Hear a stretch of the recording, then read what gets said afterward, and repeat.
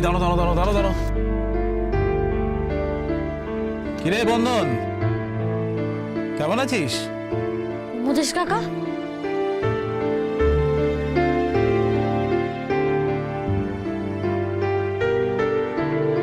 আরে সেদিনকে তো খুব বড় বড় ভাষণ দিলি, তোর বোনকে নাকি চ্যাম্পিয়ন করাবি, দেশের 10-এর সেরা করাবি, সাঁতার চ্যাম্পিয়ন করাবি।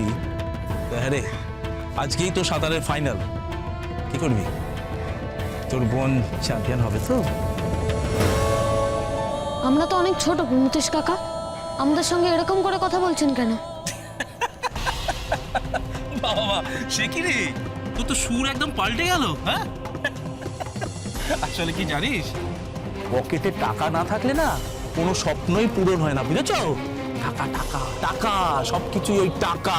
জানা, ক্লাবে যা, টাকাটা দে, তারপর সুইমিং ক্লাবে যা, ক্ষমতা থাকে তো বোনকে চ্যাম্পিয়ন করে দেখা যা। 3 আঙুলের একটা ছেলে, বড় বড় ভাষণ, তাই না? শোন, তোদের জন্য না দেশের ভবিষ্যৎ নষ্ট হয়ে যাবে, তোদের প্রজন্মের কি হবে ভগবানই জানেন।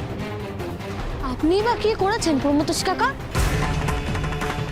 আপনাদের মতন যারা, তারা তো আমাদের মতন ছোট্ট শিশুদের দিকে ফিরেও তাকান না। কি করেছেন আমাদের জন্য? এই একদম চ্যাটাং চ্যাটাং কথা বলবি না।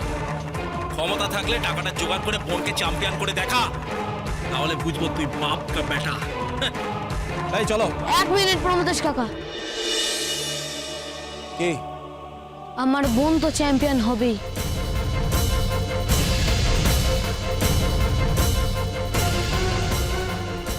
আর আজকেই আমরা যাব। কি করে? চুরি করবি নাকি আকাশ থেকে পড়বে টাকা?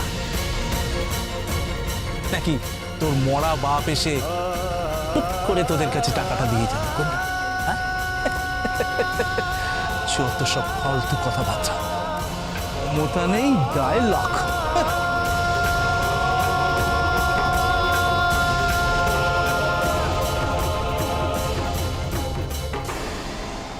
সেদিনকে তো খুব বড় বড় ভাষণ দিলি, তোর বোনকে নাকি চ্যাম্পিয়ন করাবি, দেশের 10-এর সেরা করাবি, সাঁতার চ্যাম্পিয়ন করাবি। আরে আজকেই তো সাঁতারের ফাইনাল, কি করবি? চুরি করবি? চুরিও করব না, আর টাকা তো পাবো মা বাবার আশীর্বাদে।